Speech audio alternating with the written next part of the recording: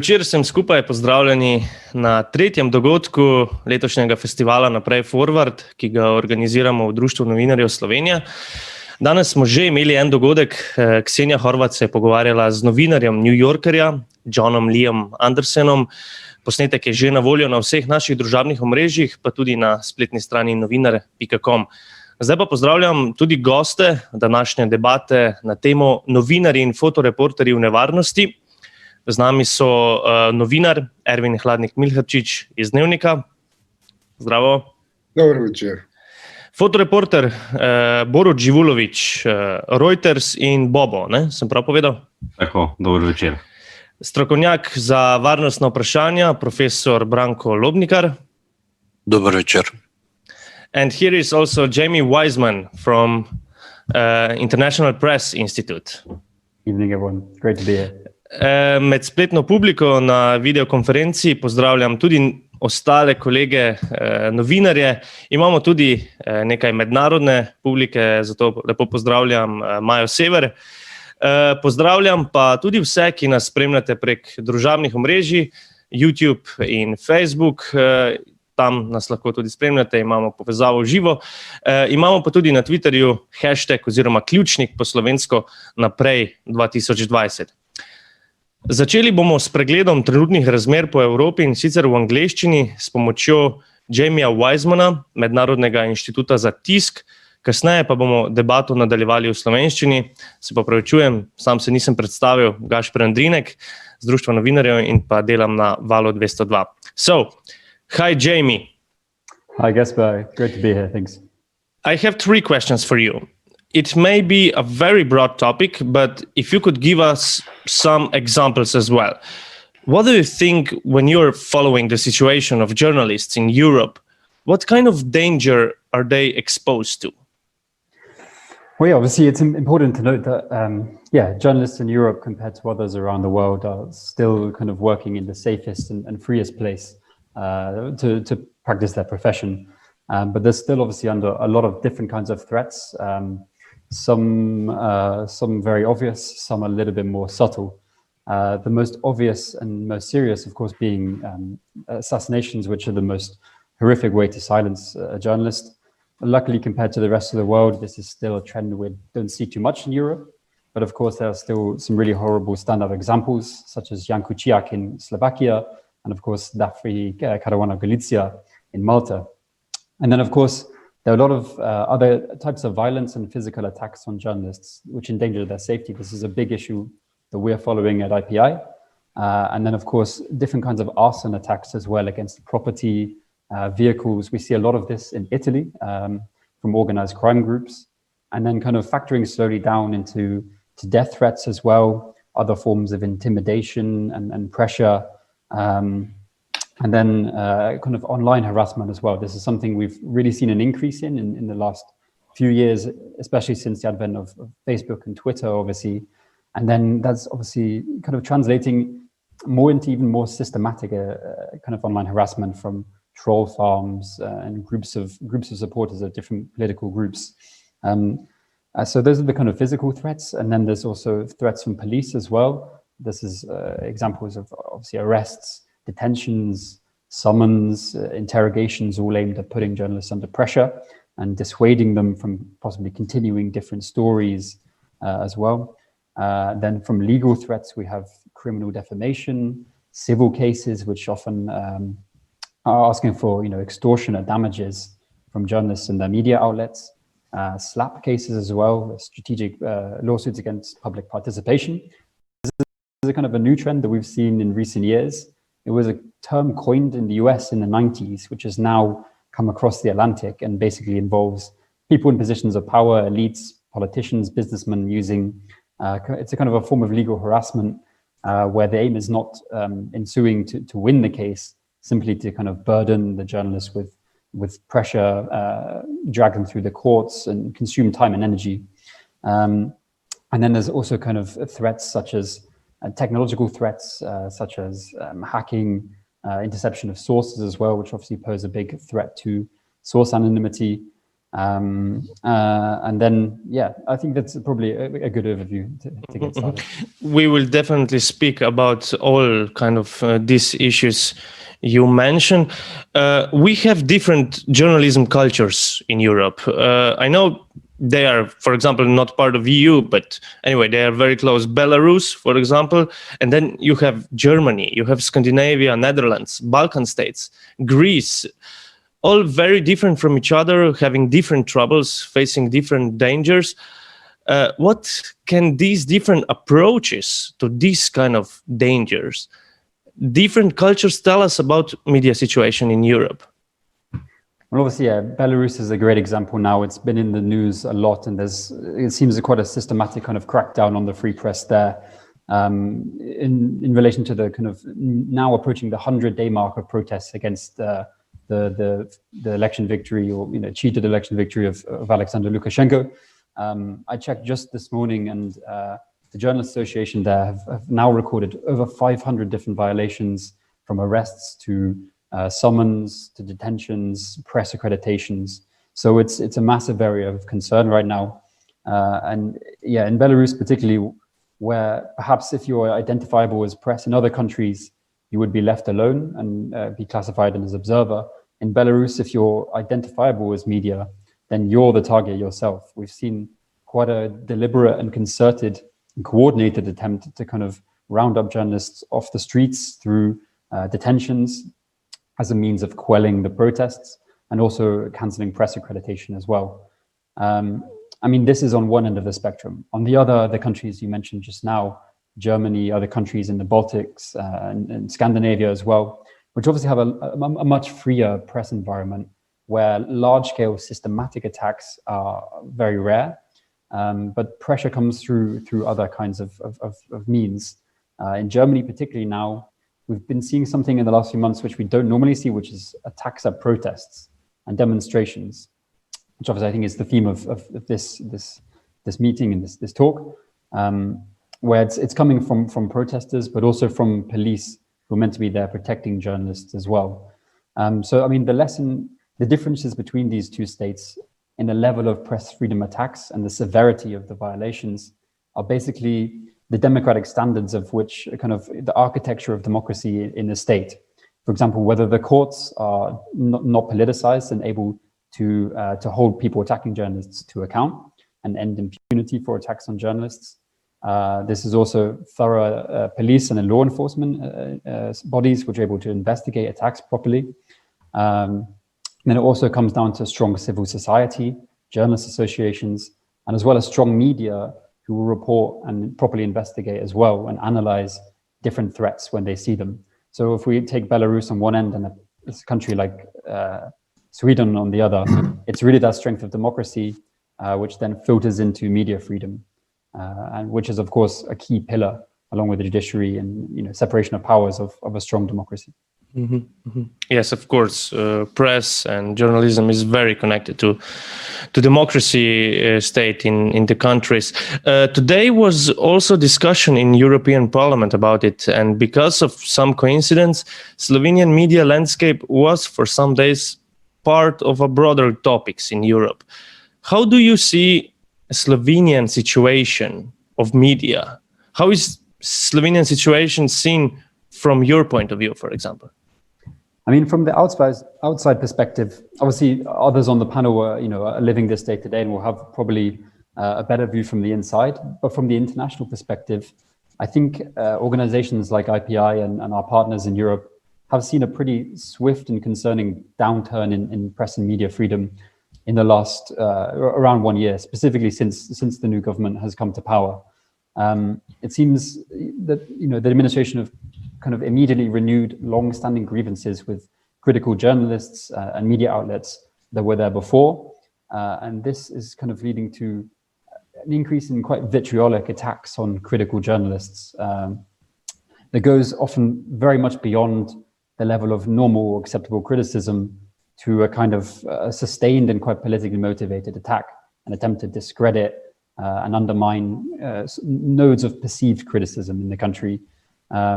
And we see kind of tactics like dismissing investigative or critical reporting as fake news, which is something, of course, we're more used to seeing across in the USA.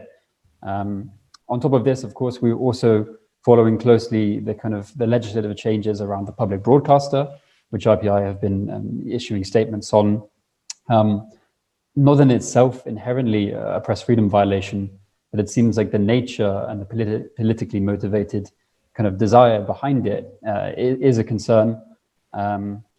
Obviously there's been lots of Twitter attacks as well, calling its journalists and executives, totalitarian or kind of media killers, this kind of thing. So it's kind of creating this climate of hostility towards the public broadcaster and to other media outlets, which we kind of see as then kind of factoring into and creating a wider kind of anti-press sentiment, which is really kind of concerning. We know that the European Commission is looking into this, and the Organization for Security and Cooperation in Europe, the OSCE, has also been following this closely as well and are concerned by the quite rapid changes in Slovenia that we've seen in recent months. And then I think another of their key concerns, and something that we've really pointed out as well, is this exportation of a system of control of media from Hungary to countries around it in Central Europe. The first, of course, was Poland, but now we're seeing elements of that kind of system of control being implemented in Slovenia as well. First of all, which is the same as Poland did, was to go after the public broadcaster quite quickly and quite immediately. First to kind of, to institute changes which allow control over the oversight bodies, and what kind of programming is allowed and who runs it, basically. We've seen that in Poland now, where the state broadcaster is essentially a propaganda arm of the ruling Law and Justice Party. And obviously it's nothing like that yet in Slovenia, but it's kind of the first stages of that kind of move. And the second one, which begun in Hungary and is now seeing in Poland and to some extent in Slovenia as well, is this attempt to kind of divide journalists into black and white, good and bad by the ruling party, to discredit them, to undermine critical reporting, and as a kind of way of changing perceptions of the electorate and voters around who to trust in the media landscape, which journalists to trust, which reporting to trust. So as I said, it's early stages still, but I think that's why, as you said, Slovenia will have been mentioned in these discussions around Article 7 in Europe recently. Obviously Hungary and Poland are the main targets there, but I think it's clear, and this is something we've seen as well, that Slovenia is kind of moving into this orbit of concern. Thank you, Jamie, for your talks and for your thoughts, and for your work, actually, you're doing at the International Press Institute is really, really important. And that would be all from your point of view. Thank you very much. You contributed to our Thank talk. you very much. Thank you. Ok, nadaljujmo torej v slovenščini. Slišali smo zelo neko široko sliko, tudi to, kako nas vidijo, našo slovensko krajino, medijsko vidijo v Evropi. Današnja tema je nedvomno zelo široka. Novinarji in novinarke se s takšnimi in drugačnimi nevarnostmi soočamo že dolgo časa na različne načine. Tema ni nekaj novega, ampak se dogaja ves čas, se pa zagotovo tudi ves čas tudi spreminja. In poskušali bomo odgovoriti oziroma debatirati o vprašanjih, katere so nevarnosti, ki pretijo novinarjem in novinarkam, kako se soočati z njimi in kako jih reševati, zakaj so nastale in kje, in pa kako naj država oziroma pristojne institucije zavarujejo novinarje in novinarke, in pa na koncu koncev poiskati neko razmerje oziroma kako tehtati med pogumom in strahom. Še enkrat, zelo na hitro, z nami so novinar Ervin Hladnik-Milharčič, fotoreporter Borut Živulović in pa strokovnjak za varnostna vprašanja, profesor Branko Lobnikar. Začeli bomo pa s konkretno zgodbo, situacijo, v kateri se je na zelo glasni 5. november znašel fotoreporter Borut Živulović. Borut, nam lahko opišeš, kje je to bilo in kaj se ti je pravzaprav zgodilo? To je bilo na 5. novembra na protestu, zelo glasno. Mislim, da je bil to anonimus protest, ko so rekli, ko so ga oglaševali že nekaj cajta. Okoli 7. zvečer, mislim, da na Mali ulici proti predsedniški palači iz Trga Republike. Sem jaz pa kolega fotoreporter Ljoša Kravanja fotografiral en konflikt med policaji in protestniki, na kar sem se jaz obrnil in me je en protestnik brcnil, udaril s pravo na tla in pol še na dvakrat brcnil po tleh, medtem je Ljoša Kravanja pač malo se zadaril, da ne me pustijo pri miru, so še njega hoteli. Na srečo pol so šli naprej, mene pustili pri miru, jaz sem obležal na tleh z prebito ustnico klele, polomljeno čeljustjo in se zbudil v bistvu, ker so me nalagali noter v rešilca. Tako da. Imel si čelado. Imel sem čelado. Ja. Kako to? Je čelada po novem v Sloveniji obvezna oprema fotoreporterja? Odvisno. Zdi se mi, da za take proteste, ki so oglaševali tako, kot so tega, kjer je bilo že ene par dni že nekako smo se spraševali med kolegi fotografi in fotoreporterji, a ima smisel, a bo neki se zgodil v takem smislu, ne. Jaz sem definitivno na strani malo bolj previdnih fotoreporterjev, kjer pač to me oče naučil, da v primerih, da se šušlja za take izgrede, tako rečeno, je boljš biti previden pa imeti ruzak s sabo, ker imaš noter čelado pa gas masko. Škodilo ne bo, če ti ni treba uporabiti, hvala Bogu. V tem primeru pač mislim, da je bilo prav, da sem imel, po mojem bi bilo še hujše, če je ne bi imel. Tako da za vse zadeve verjetno ne.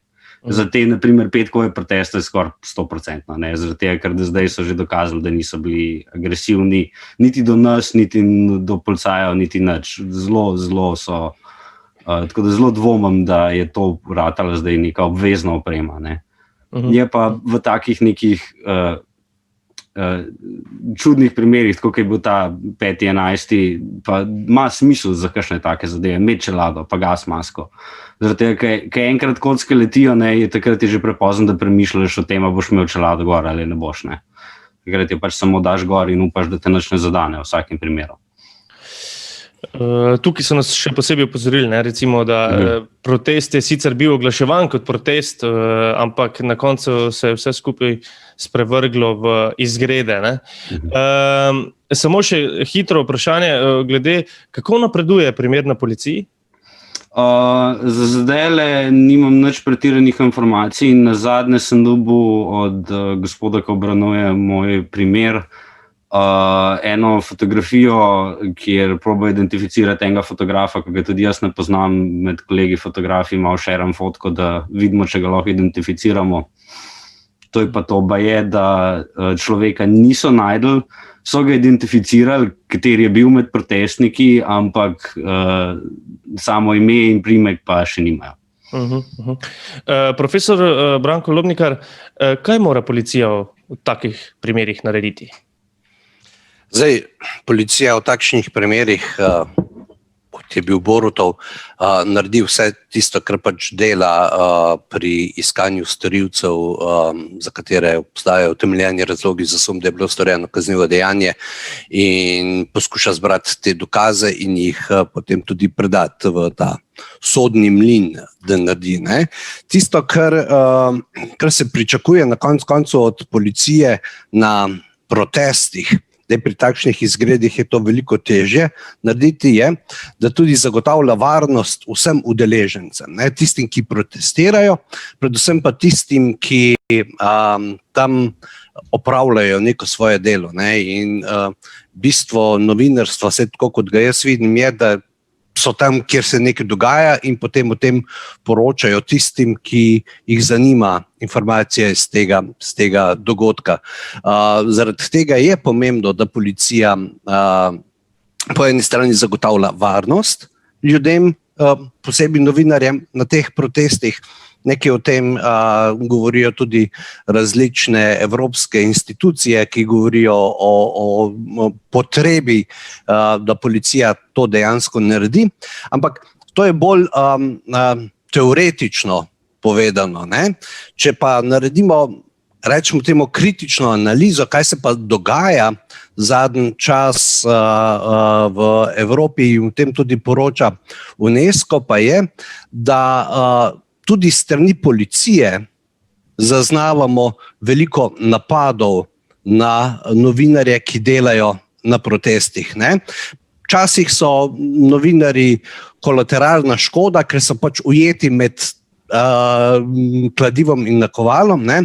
Včasih jih pa kar dobijo namerno tudi strani policistov. In UNESCO poroča, ne, da v zadnjih 6 mesecih ugotavljajo nek naraščajoč trend uporabe nezakonite sile strani policistov tudi do novinarjev. Seveda to ni pogosto, se pa dogaja. Tisto, kar UNESCO tudi poroča in kar lahko navežemo tudi na zgodbo gospoda Živulovića, je v tem, da nekaznovanost tistih, ki so napadli, ostaja visoka, da je preiskanost napadov na novinarje visoka. In v Sloveniji, bodimo pošteni, to ni nekaj novega, ne? To se ne dogaja z Borutom, zgodilo se je že kar dolgo nazaj, ne? Ko smo imeli napad tudi na Mira Petka na koncu, ne? Ki ni doživel nekega epiloga. Pričemer UNESCO, pa tudi Article 19, sta britanska nevladna organizacija, ki se ukvarja z svobodo medijev, poroča o tem, da znajo biti policisti ne del rešitve, ampak tudi del problema. Samo za zaključek, zadnji tweet, ki sem ga prebral pol ure pred začetkom tega srečanja, je bil od nekega profesorja iz Francije, ki je rekel, ne, da tudi navadni policisti govorijo o toksičnem okolju v njihovih delovnih organizacijah, kjer takrat, ko policisti slišijo, da je bil tudi kakšen novinar napaden, pretepen, ne, to odobravajo, ne, malo ploskajo. Saj nekaj gre tukaj za mačo maskulino subkulturo, nekaj gre pa tudi za to, ne, da se ta pogled na svet, ne, tudi pri policistih kdaj pa kdaj spremeni. Čeprav, in s tem bom zaključil, ne, je treba razumeti, da policisti in novinarji, ne, so na takšnih srečanjih, kot so protestih, pravzaprav eni od tistih stebrov, ki zagotavljajo človekove pravice in svoboščine. Ne. Sicer vsak različne, ne, ampak delajo pa pravzaprav za isti namen. Ervin, ko smo se že včeraj na kratko samo pogovarjali, ti si že videl marsikatere proteste. Rekel si, da miroljubnih protestov načeloma v osnovi ni. Ne veš, kam se bodo protesti razvili. Ja, mislim, meni se zdi, miroljubnost je presplošen pojem, da bi ga uporabljal pri množicah na ulicah. Ne? Rekel, če greš na ulice, pričakuješ določeno stopnjo nemira. Ne? Je pa res, da ima, tako kot si ti prej rekel, ima vsaka država ima svojo kulturo novinarstva, tako da ima vsako okolje tudi svojo kulturo protestov. Jaz sem pred 3 tedni sem šel skozi arhiv Toneta Stojkota in njegove fotografije od leta 1968 do danes, ker bi moral imeti razstavo v muzeju sodobne zgodovine, pa zaradi te epidemije propadla. In Stojko je fantastičen fotograf. Ne? On je res od leta 1968 do danes je bil povsod, popoln fanatik. Ne? 1,5 metra zelo jetro, ampak poslikal je vse. Ne? In med stotinami slik, ki smo jih gledala, je bilo samo par nasilnih, tak klasika, policaji v oklepih, pa neki ljudje v trpečih položajih. Sem rekel, kje pa je bilo to? Ne? Je rekel, pusti, to niso protesti, to je bil nogomet. Ne? In pač pri nas, mislim, da naša kultura protestov je res, kot da gremo k maši. Ne? Skratka, ne pričakuješ, da bojo politične demonstracije na kakršenkoli način nasilne, razen če pridejo noter nogometni navijači, ampak te ponavadi se izogibajo temu. Ne? Ampak recimo, oprosti Ervin, ti greš tudi, si šel, ne vem, na shod koncu koncev, Casa Pound. Kaj si pričakoval? Si bil čelado zraven? Ne vem. Ne, veš kaj, jaz nikoli, moj način dela je drugače, jaz probam smešno, kakor se sliši, poskušam biti neviden. Ne? Skratka, nekako skušam biti del tega, kar hodi po cesti in to nekako razumeti. Ne? Pri Casa Pound sem šel k Janoneju, ki je šef Casa Pound, italijanska, se rekel, dober dan, večer je že skoraj dano, a vam lahko zastavim par vprašanj. Janone je tako zelo simpatičen fašist, veš, je reper, ima imidž modernega fajterja. In bo rekel, ne, jaz ne govorim z mediji, se pa jaz na Slovenija, kaj me pusti. Je rekel, ne, tam imaš Giorgetija Desnipo. Ne, Di Stefano, pardon, Di Stefano je bil njihov v obleki s kravato, da je vzbujal vtis uglednosti. In na Casa Pound, pač na hodu z njimi par ur, poskušal vzpostaviti stik, ga ni bilo. Oni so kazali izrazito, niti ne sovražnost, ampak ne komunikativnost do novinarjev kot nasprotnikov njihove stvari, nihče pa ni dvignil roke, niti v Grožnju, niti v Trstu, niti v Rimu, mislim, da sem v Parmi enkrat bil, pa tudi ne. In zdaj jaz, veš kaj se mi zdi, tle sta ene dve točki, ki jih je treba imeti v mislih. Prvi je treba ločiti politične proteste od demonstracij zaradi nečesa, kar ljudi vznemiri in jih potegne na ulice, do neredov, ki se zgodijo zunaj političnega konteksta. To so zelo različne dinamike in se mi zdi, da ta četrtek, kjer je Borut bil deležen nasilja, da sodi v to zadnjo skupino. Te so nevarne. Zato, ker so nepredvidljive, ker ne razumeš, kaj je logika, kaj je cilj, kaj so zahteve. Tudi, kakšno vprašanje lahko postaviš in zakaj bi ga sploh postavil, če ne gre za artikulirano obliko protesta. Politični protesti so praviloma enostavni in ne zahtevajo prehude samoobrambe. Zdaj, če pa požrem lastno besedo, je pa kako ime Agata Gržibovska, ime fotografinji Poljski, ki je zdaj v sodnem procesu, zato ker je fotografirala ženske proteste proti zakonu o splavu in je slikala s flešem in slikala enega policista, ki jo je potem pograbil, vrgel v marico in so jo odpeljali na policijsko postajo pod obtožbo, da je napadla policista. In zdaj ji bojo sodili zaradi nasilja. Še prej, ko je Jamie, ko je govoril, veš, da mu nekaj nazaj rekel, ne nas mešati s Poljaki pa Madžari. Mi imamo zmerno občutek superiornosti do teh tipov.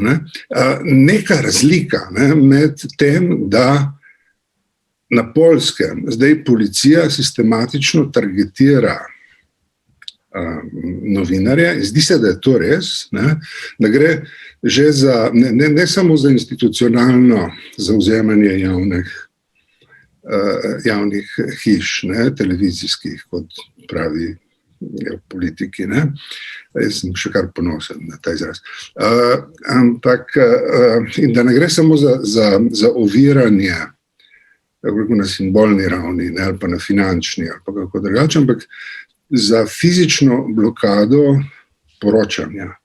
To pa je, da bi se človek zamislil in je tudi treba poljskim kolegom in kolegicam mogoče kakšne znake solidarnosti pokazati. Mislim, da tukaj velja mejo potegnati. Veš, da politiki lahko govorijo kar čijo, ampak ne smejo pa uporabljati varnostnih sil, ki so tam za zaščito državljanov, torej opravljajo javni servis, zato da napada novinarje, ki tudi opravljajo javni servis.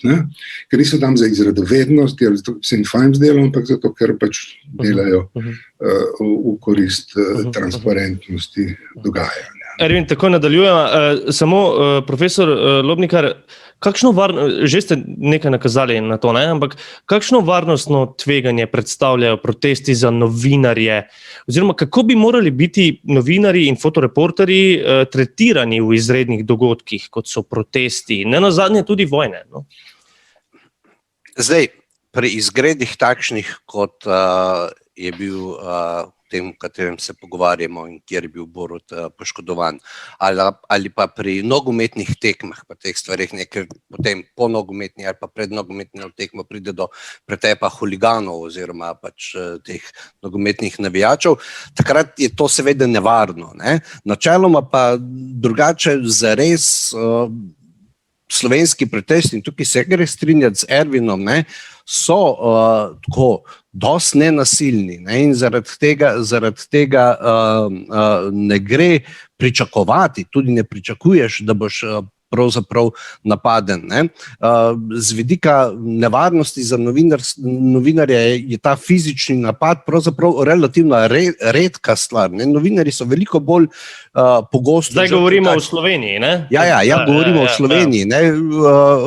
Novinarji so veliko bolj pogosto žrtve kakšnih drugih oblik nasilja. Recimo, o njih bomo zagotovo govorili še danes, ampak ja. Ja, to... Bi se pa navezal na to, kar je Ervin rekel in kar je nujno treba povedati, ne, in je na koncu treba ponavljati. Slovenska policija je ena od dveh policij, poleg hrvaške policije, ki je sodelovala v 90-ih letih pri osamosvojitvi, ne, in ni tako kot ostale policije na vzhodu tepla ljudi, ne, ampak jih je varovala in je potem 30-letja resno razvijala svojo podobo in tudi svojo profesijo kot neka avtonomna servisna služba z tudi nekimi zelo sodobnimi koncepti in pristopi zagotavljanja varnosti, ne, in se je razvila v neko avtonomno, profesionalno organizacijo, tudi pravni status ima takšen, ne, ona ni podrejena ministru za notranje zadeve, čeprav pri tem ministru tako približno zgleda, ampak je organ v sestavi, ne. Tisto, kar lahko deluje malo kot trigger, da začneš razmišljati, kaj se pa dogaja, tudi v Sloveniji pa je, da se začne ta njena avtonomnost v tem, kako izvaja delo, vedno bolj omejevati. Omejuje se najprej tako, da ji pač porežeš vrhove in gor daš tiste, ki bolj pridno poslušajo, ne?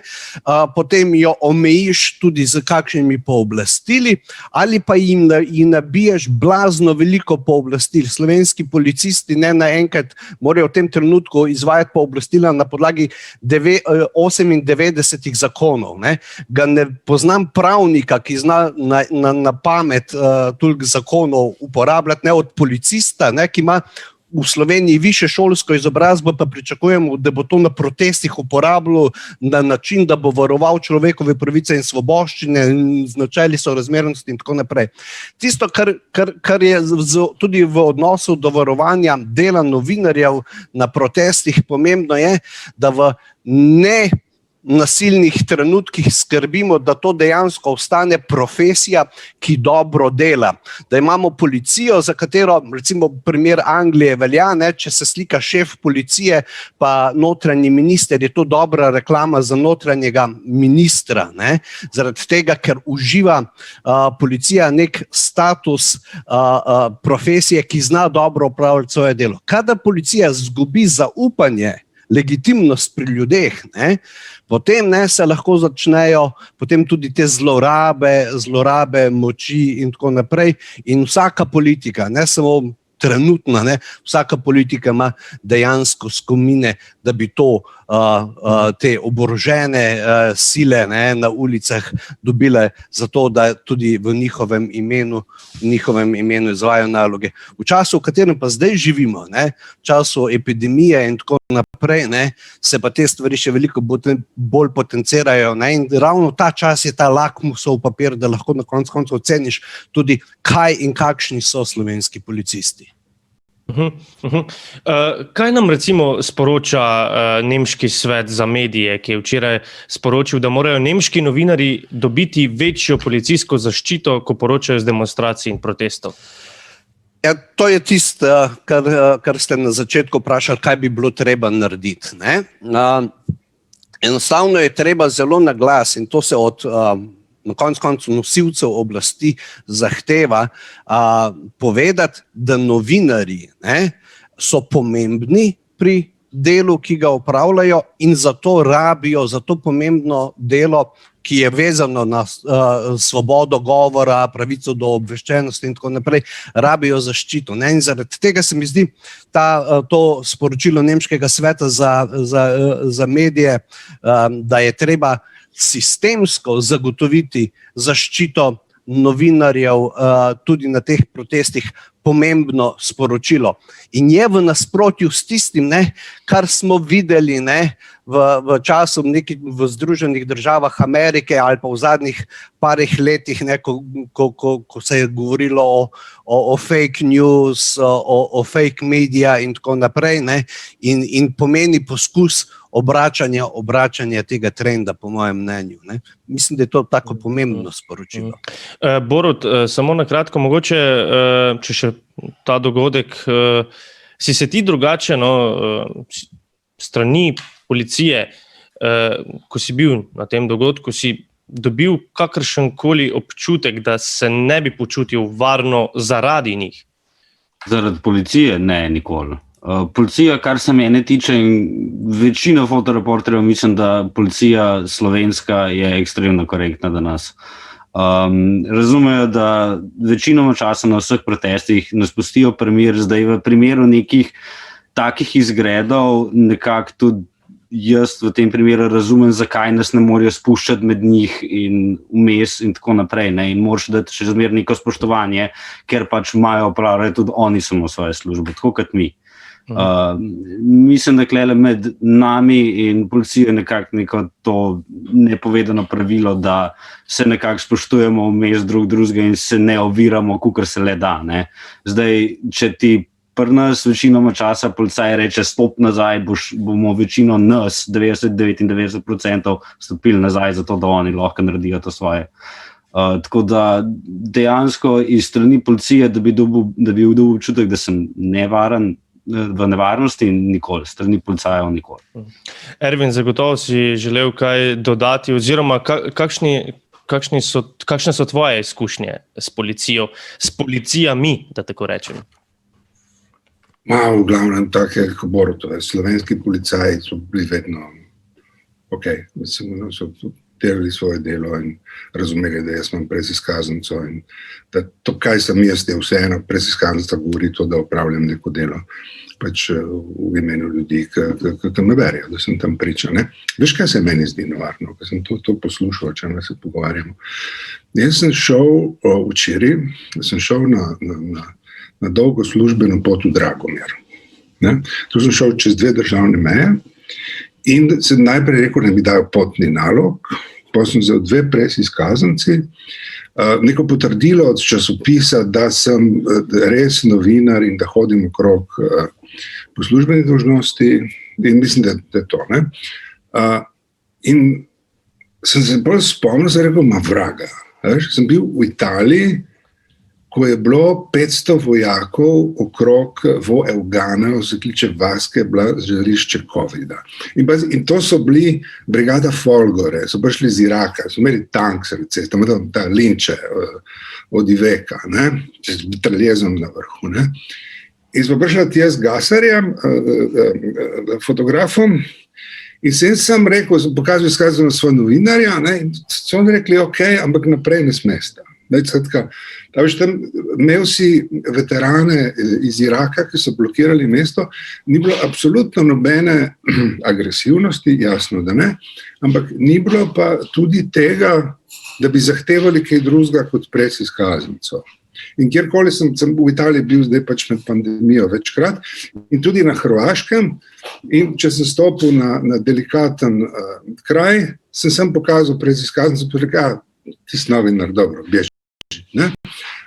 Zdaj, ta ideja, da to, da sem novinar, ne zagotavlja več to, da se gibljem okrog zaradi potreb svojega dela, ampak da rabim potrdilo delodajalca, potni nalog in da moram še napisati, kam grem, katero uro in zakaj. Ne?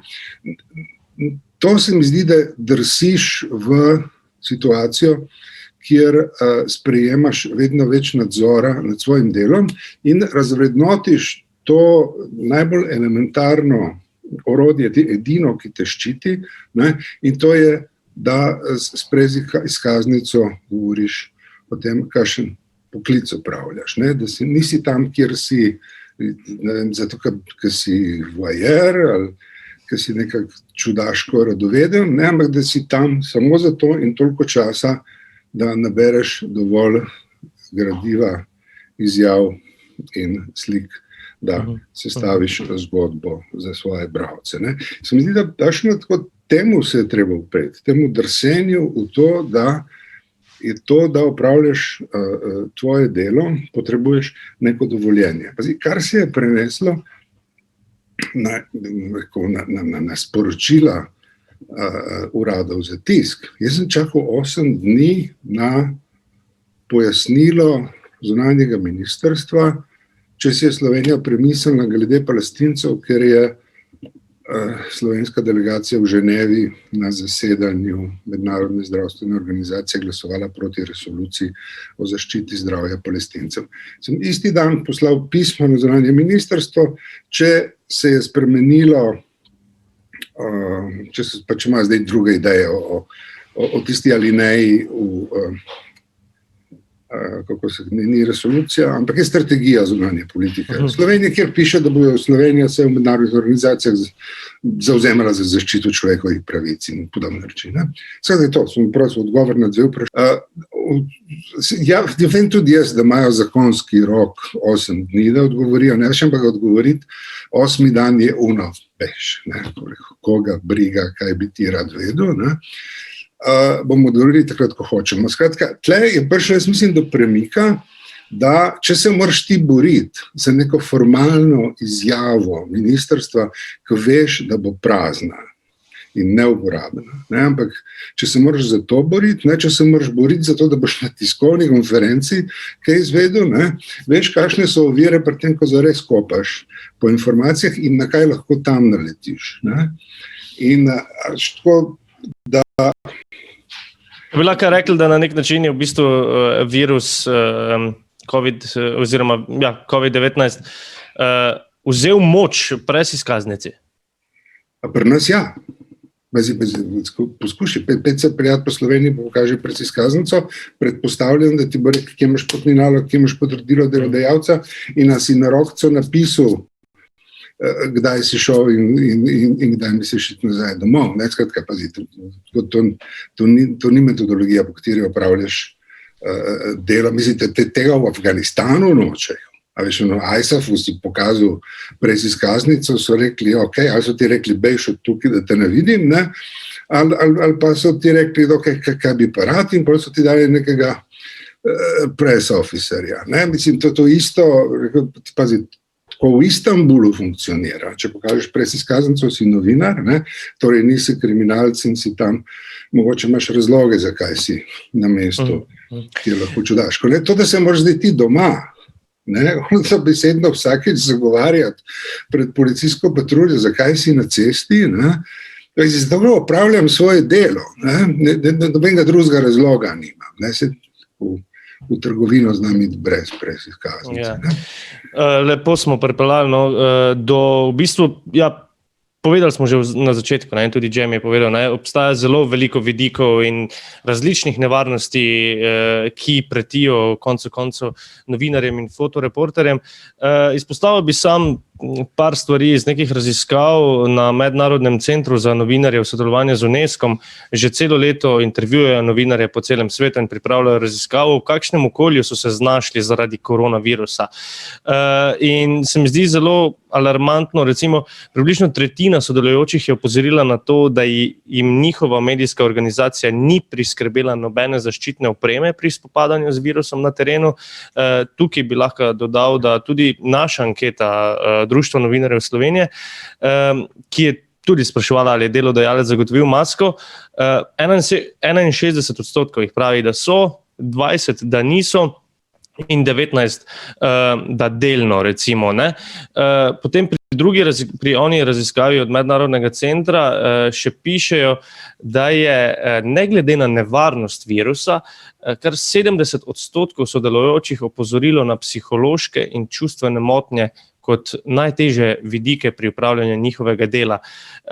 Medtem ko je pa naša raziskava Društva novinarjev Slovenije izpostavila, da skoraj polovica je izpostavila težje usklajevanje delovnega in zasebnega življenja, ter pa seveda tudi preobremenjenost, ki je ena izmed težav novinarjev. Borut, zaščitna oprema, kdo ti jo je priskrbel, kako te je ta epidemija omejila pri delu in pa psihološke čustvene motnje? Oprema vsa je bila strani delodajalca, tudi od Reutersa smo nekaj dobili, neke maske in tako naprej. Pri tem nikoli ni bilo nobenega problema. Omejevanje mi nismo toliko imeli, načeloma. Poleg tega, da ne moramo iti v parlamentu na kakšne odbore, kjer večino velikrat fotkamo, do kakšne seje vlad in tako naprej, in novinarske konference vlad, to je bilo vse zaprt za nas, razen na parih tako. Kar se tiče pa zunanje fotografije, je bilo pa vse normalno, vse je potekalo za nas, mi smo imeli odprte poti do zdajle, do teh potnih nalogov, ne. Ker še posebej za nas fotografe zna biti to malo bolj tečno, ker če ne veš točno, kam greš, ne? Doskrat je to, ne veš, kam greš, pa tudi ne veš, koliko časa ti bo vzel. Ne, ker to je lahko, tudi greš delati neke ilustracije, ampak ne veš, kam te bojo pelale pa te ilustracije. Ne, lahko te to peljejo čisto drugo mesto naprej, še 100 kilometrov naprej in enostavno ne veš, kje boš pol na koncu pristal in kaj boš pol rekel policaju, kad te stavijo. Ne. Sej, večinoma časa se da zmeniti, ne, da pač je situacija ok, ampak je pa še zmeraj malo tečno v tem smislu. Ne. Psiholoških težav načeloma vse ok, smo pač fotografi spoznani potem, da smo malo bolj trpežni kot vsi ostali, ker pač smo vse večinoma časa v snegu, v dežju, v blatu, v sranju, tako rečeno. Tako da smo malo bolj trpežni, tako da vse ok za zdaj. Ervin, eno izkušnjo si nam že povedal od preteklih dni, pa vseeno, zaščitna oprema je bilo kaj težav, kakorkoli? Malo reči, ne se šali, kaj je zaščitna oprema. Mislim, da pač masko imaš tako vaš čas v žepu, ne, in tam v redakciji časopisa so povsod razkožila in tako delamo v glavnem doma, kakor temu rečejo. Ne? Tako da ne, to ni, ko bi ti rad rekel, da so težave, ampak to niso. Ne? Več kot to, kaj je pandemija naredila, jaz mislim, da nas je provincializirala. Ne? A veš, mislim, da je tako fajn, dvakrat sem šel na Dunaj, v zadnjem mesecu pa pol, pa ne dvakrat v Italijo, pa se mi je že zdelo, da se mi je svet odprl, ko sem govoril z ljudmi, ki niso iz našega neposrednega okolja ali pa posredno čez ekran, to, kar mi zdaj počnemo. Ne? Pa tega ne podcenjujem, niti najmanj. Ne? Ampak, veš kaj, tako, kar se poklica tiče, ne, je to, da ne greš v Karabah, ne, ko se tam dogaja en velik premik, pa da stopiš vsaj do Azerbejdžana ali do Armenije, nekako, da greš razumeti zametke nekega novega svetovnega reda, ne, ki tam nastaja, mi ga pa skoraj da ne opazimo. Ne. A veš, da se dogajajo v Izraelu in na Zahodnem bregu in v Arabiji stvari, ki grejo mimo nas. Nekaj, da postajajo reči, do katerih smo imeli neposredno izkustvo, vedno bolj abstraktne. Ne, da je, ne vem, imaš mogoče 3 dopisnike, 2 v Ameriki, ne govorimo. Ne, pač zelo malo neposrednih prevodov sveta v slovenščino imamo. Ne, Koronavirus nam kroji v bistvu uredniško politiko, ne? Je vedno bolj ožji, ne, in tudi ožji tudi naše poglede. Ne. Zdaj, to se mi zdi, da ko govoriš o nevarnostih za novinarje, jaz tle vidim resno nevarnost. Ne. Veš, da je, če je gibanje privilegij,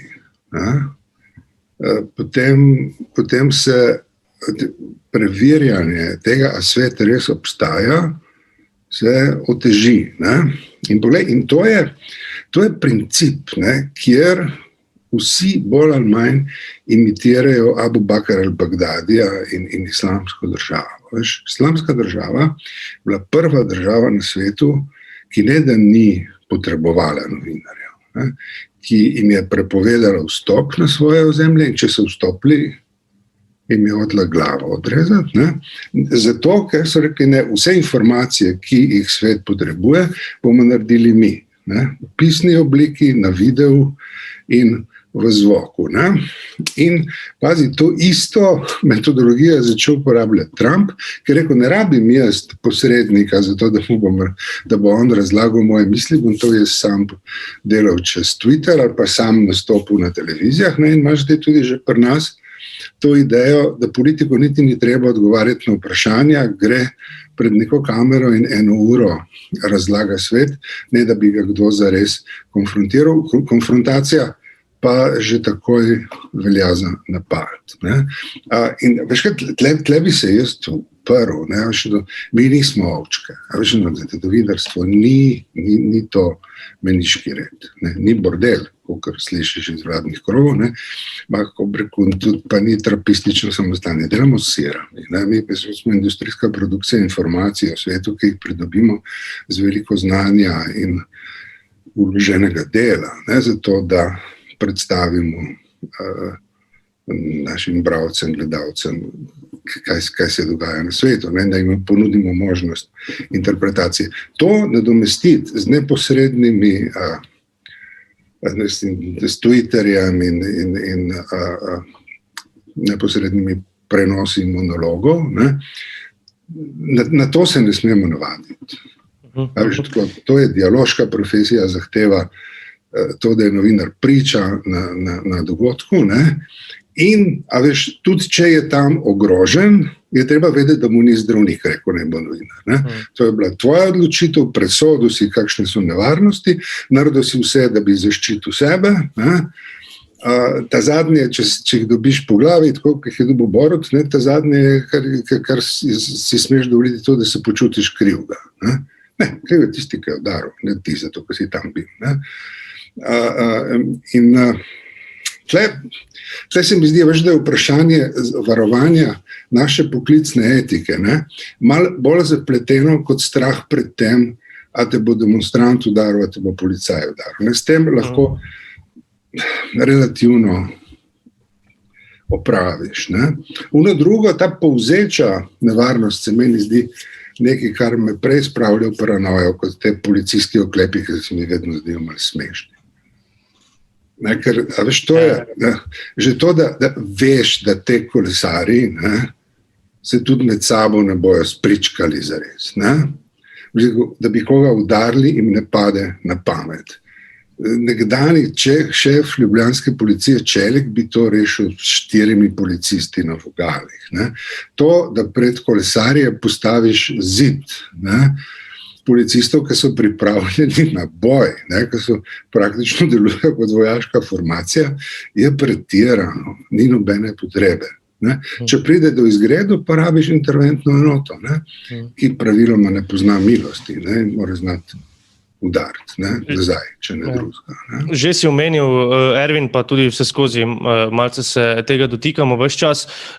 Obstaja tudi virtualni svet in virtualni splet groženj in sovražnega govora in pritiskov, diskreditacij, zaničevanj na spletu. Ne, če samo na hitro še se dotaknem tiste raziskave, 20% sodelujočih je povedalo, da so bili med prvim valom pandemije spletne grožnje veliko hujše kot pa sicer.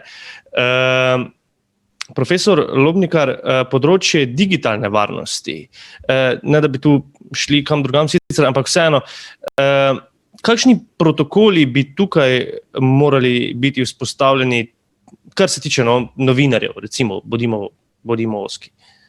Ja, zdaj, razen tega, da imaš debelo kožo, ne, pa da poskušaš zignorirati tisto, kar se ti dogaja v spletnem okolju, ne, kaj veliko drugega ti zares ne preostane, zaradi tega, ker se pač svet digitaliziral. In temeljna razlika med digitaliziranim svetom in protestom pred slovenskim parlamentom je, da so tam ljudje z imenom in priimkom, tudi če ga potem policisti dolg časa lovijo. Ne. Tisto, kar se je zgodilo z digitalizacijo našega vsakdanjika in predvsem z razvojem socialnih medijev s posebnim poudarkom na Twitterju, pa je, da je kup anonimnežev, ne, ki iz kakršnih koli razlogov uporabljajo ta medij za pravzaprav nasilno vedenje. Ne. In ena posebna oblika nasilnega vedenja, ne, ki so mu tudi novinarji zelo pogosto izpostavljeni, je, da so novinarke izpostavljene spolnemu nadlegovanju. Ne. Tudi v nekaterih raziskavah, ki so jih v Sloveniji naredili, ne, so poročali, ne, da je ta spolno nadlegovanje kot oblika sramotenja, ki smo ga v času trumpizma na svetu deležni, kolikor želite, ne, je način, ki je pravzaprav verjetno še bolj nevaren, kot je nevarnost za življenje in telo na izgredih. Ne.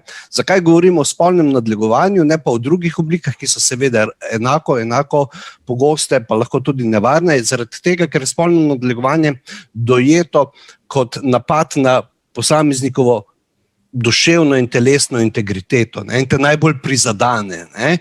In imamo kar nekaj primerov v Sloveniji, kjer so anonimneži ali pa in osebe z močjo, ne, uporabili ta način za utišanje. Tisto, kar je pomembno vedeti, ena raziskava, ki so jo delali kolegice na Filozofski fakulteti pred 2 letoma, pa je, da novinarji, ki so izpostavljeni tovrstnim nasilju, ne naredijo nič v 44%. Ne? Niti se ne poskušajo zavarovati, niti tega ne poskušajo na kakšen drug način upravljati. Še posebej se to pogosto zgodi, če delajo v okolju, ki ga tudi dojemajo kot sovražno delovno okolje. Ne? In veste, ko se različne oblike tega nasilja sestavijo skupaj, ne, pa na dolgi rok to vpliva na posameznika, da deluje na njega kot napad. Ne.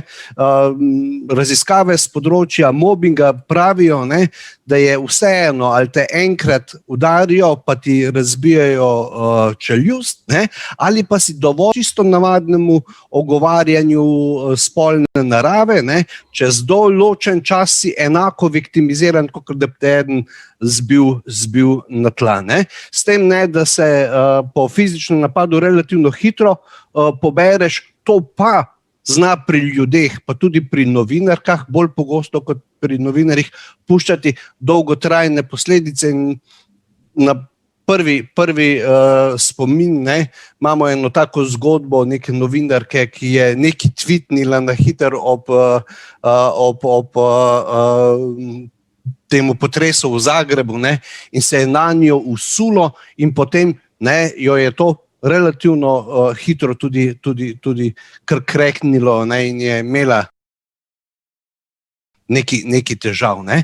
In tukaj se to sramotenje, ki se potem naveže še na spolno nadlegovanje, ne, uporablja kot najboljši koktejl, ne, za to digitalno napadanje, ki ga imamo veliko več, ne, še posebej, če smo dejavni v Twitter okolju ali podobnih digitalnih omrežjih, kot je nasilja, ki so jim novinarji izpostavljeni, rečemo, v fizičnem svetu. Borut, kako ti gledaš na spletno zmerjanje, da tako rečem? Spletno zmerjanje, v bistvu nisem prav pretirano veliko bil izpostavljen temu. Mogoče bilo zdaj v zadnjih 2 tednih zaradi tiste ene fotografije, ki je prišla ven od mojega fotoaparata krvavega, da je fake news, pa da to je laž in ene par ljudi je bilo tako, ampak zdi se mi, da je to ekstremno neprimerno, vsaj kar se tiče, da se to napada novinarjev, ne glede na to, s katere medijske hiše so. To nima smisla meni. Vsaj v mojih očeh je to ekstremno neprimerno, tako da ne lepo.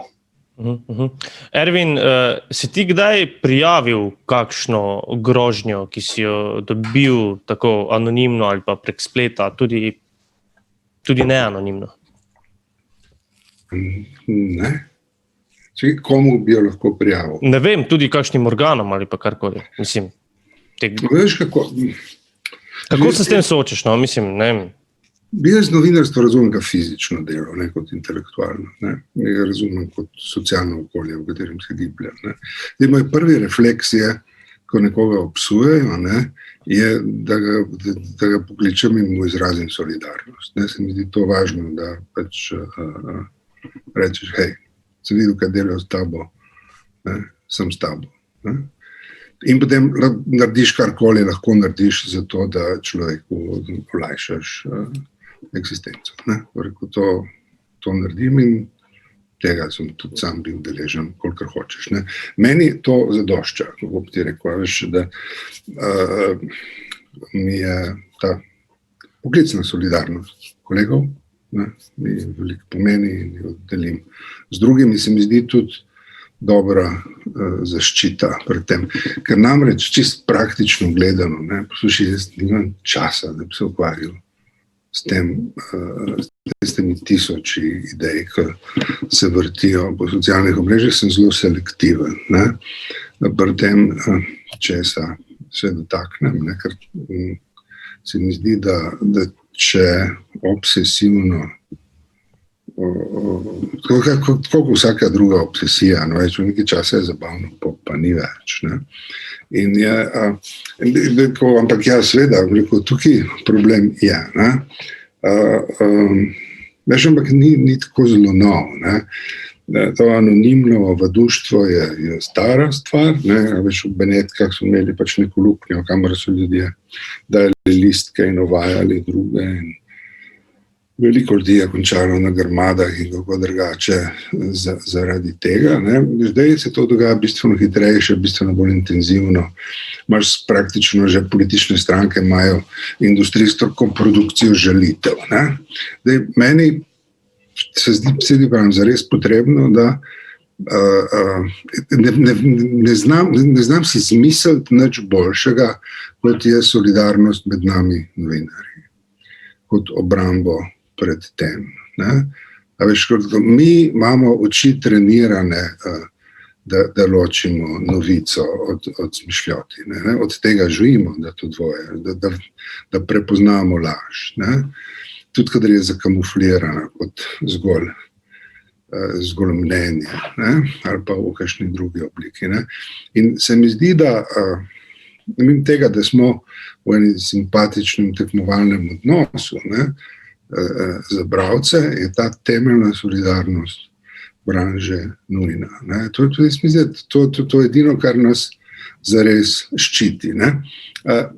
Hkrati pa mi je ostalo nekako to okrog policije nerazrešeno. Policija deluje po navodilih. Veš kaj, jaz tam leta 15, ko sem se po teh mejah preganjal, pa gledal, kako policaji na različnih mejah, na različne načine obravnavajo te kolone beguncev, sem potem vprašal policaje, zakaj tako delate? In so rekli, imamo takšne navodila, delamo po navodilih. Policija deluje po navodilih. Se pravi, jaz mislim, da tarča, kar se tiče protestov in morebitnega policijskega policijske pozornosti obrnjeno na nas, ne, so tisti, ki dajejo navodila. Te je treba spraviti pod kontrolo. Ne. Policija bo delala po navodilih. Ne, šef, to je hierarhična organizacija, ne, in takšne, ko so navodila, takšni so protokoli in postopki. Ne. In tle se mi zdi, da je treba pozornost usmeriti vedno na, kako bi človek rekel, navodilo dajalca, ne na prejemnika navodil, ki potem izvaja politiko. Ne. In tukaj pač mi kot politični novinarji moramo na tem področju opraviti svoje delo. Ne. No, danes je bila recimo v Evropskem parlamentu tudi debata, ne tista, ki se neposredno tiče recimo slovenskega medijskega prostora in vmešavanja Madžarske, ampak je bila tudi debata o tem, da so sprejemali resolucijo, v kateri izražajo evropski poslanci, da so zaskrbljeni zaradi stanja na področju medijske svobode v Evropski uniji, pa obsojajo nasilje, nadlegovanje in pritiske, s katerimi se soočajo novinarji. Resolucijo so sprejeli. Mislim, kakšno je potem, to je sporočilo, ki nekako gre do vseh držav. Kdo se bo tega prijel, koncu koncev? Kateri vodilodajalci? Sprejeti resolucijo super. Ne? In kaj bomo potem naredili? Vse kakšne so načela, vemo, vse so zapisane v Eki Komuniter, tam je o svobodi izražanja, govora in zbiranja, je zapisano vse, kar rabiš. Ne? Ampak kaj bomo naredili? Kakšno zakonodajo bojo države sprejele za to, da z zakonom zaščitijo pluralnost medijev, da z zakonom zaščitijo neodvisnost javne televizije. Mi smo zdaj v obratnem procesu. Ne? Mi imamo zdaj pač vlado, ki institucionalno poskuša po modelu vzhodnoevropskih držav si podrediti javni medij. Edini protesti, na katere sem šel jaz, in nisem kazal pres izkaznice, ampak sebe, je bil novinarski protest. Bazično so šel ti reči, tako STA in javna televizija, to jaz rabim, ne? In to sem pripravljen čuvati in sem potem tam z veseljem delal to, kar nikoli ne delam na protestih, ko molčim in nekako se delam, da sem senca. Sem kričal in pač delo to, kar na protestih počneš. Dol ti, mislim, kar pač na ves glas. Ne? Ampak tudi zato, ker je javne institucije treba ščititi, ne? Pred temi zelo efemernimi vladami, ki prihajajo ena za drugo in gledajo na novinarstvo kot na svoj plen za stike z javnostjo. Vsaka politična organizacija meša pojem urada za stike z javnostjo in novinarske hiše in bi rada novinarsko hišo predelala v urad za stike z javnostjo, kar pomeni, da novinarstvo nadomestiš s propagando. Ampak novinarstvo in propaganda sta dve zelo različna žanra uporabe istih tehnologij. Tukaj noter. Imamo še par vidikov oziroma različnih aspektov nevarnosti, ki pritičejo novinarstvu in novinarjem in tudi fotoreporterjem, absolutno. In mogoče je ta nevarnost precej, zelo, zelo nevarna, ampak ne zgleda mogoče na prvi pogled. In to, kar si omenil, Ervin, novinarji in fotoreporterji so v prvi vrsti tudi delavci in morajo delati v ustreznih pogojih, ki jih mora na nek način kljub tveganjem zagotavljati delodajalec, morajo biti zavarovani. Ampak razmere niso idealne, ogromno novinarjev je tudi v prekarnih oblikah zaposlitve. Borut, kako je to pri tebi poskrbljeno? Ti si tudi na nek način del velike mednarodne ekipe Reutersa, ne? Kar se tiče Reutersa, šefi so vedno na voljo za kakršnekoli inpute. Zdaj je neka zadeva, da to je ogromna organizacija z ogromno resursa, ki je razporejen po celem svetu. Tako da vedno se najde kakšna zadeva, da dobimo kot predstavniki te agencije definitivno odpre to vrata, ker Reuters konec koncev je neko veliko ime, katero pač odpira vrata. Kar se tiče podpore, je definitivno ena stvar, glih zdaj, ko se je to zgodilo, smo šefi, pač sem govoril s svojim šefom od Reutersa, so predlagali, da bojo naredili neko delavnico za varovanje in za varnost nas, ne, da nam bojo organizirali nekaj, ker ima nekak smisel, še posebej za nas v tem delu Evrope, tako da je definitivno v redu z te strani, tako da... Si omenil, ne, trening. Recimo, če kar nadaljujem pri vas, mogoče profesor Lobnikar, kakšne varnostne treninge koncu koncev bi morali opraviti novinarji tudi? Zdaj, neki stvari že tako vsakdo, ki dela v novinarstvu, dobro pozna. Ervin je eno od takšnih omenil, da znaš prepoznati, kje je situacija nevarna in kje ni nevarna in da se znaš tudi samozaščitno obnašati. Ko pa se pogovarjamo o ukrepih, ki jih je treba malo ponotranjiti, zato da zagotavljaš svojo varnost, pa velja in za policiste in za novinarje enako načelo. Osnovno orodje, s katerimi dela in en in drug poklic oziroma ena in druga profesija, je komuniciranje. In način komuniciranja, ki seveda ni zgolj verbalno, ampak gre tudi za gestikulacijo in tako naprej, je eden od pomembnih načinov, kako lahko potem poskušaš ublažiti to situacijo. Zdaj, samozaščitno vedenje je pomembno, presoja tveganja je pomembna, neko to osnovno usposabljanje je dobro imeti in to velja za ljudi, ki so zaposleni na centrih za socialno delo ali pa za novinarje. Hkrati je pa zelo dobro vedeti tudi to, da če že greš nekam in delo novinarjev je povezano s tistim, kar imenujemo occupational hazard. To ni delo univerzitetnega profesorja, ki dela z prijaznimi študenti, ki največ, kar lahko grdega o tebi naredijo, je, da ti dajo slabo oceno na koncu predavanja. Je v tem, da imaš okolje, ki te podpira. Zdaj, Ervin je omenil eno od pomembnih stvari, ki ti pomaga tudi pri upravljanju z tveganji. To je ta tovariška solidarnost, da veš, da nikoli nisi sam. Vse mlade punce zelo dobro vejo, zvečer, ko grejo ven, je dobro, da sta vsaj dve skupaj zaradi tega, ker je to bolj varno. Gre za to vprašanje situacijske varnosti. In tudi novinarji so znali te stvari zelo dobro ponotranjiti. Hkrati je pa zelo pomembno tudi to, da potem, ko se iz nekega okolja, kjer obstaja nek occupational hazard za tebe, vrneš, da se vrneš v okolje, ki ga ne dojemaš kot sovražno delovno okolje, ampak kjer lahko na koncu veš, da si se vrnil nekam na varno, ali pa da ti bo vse tam potem ponujena neka pomoč, če se ti je kaj takšnega zgodilo.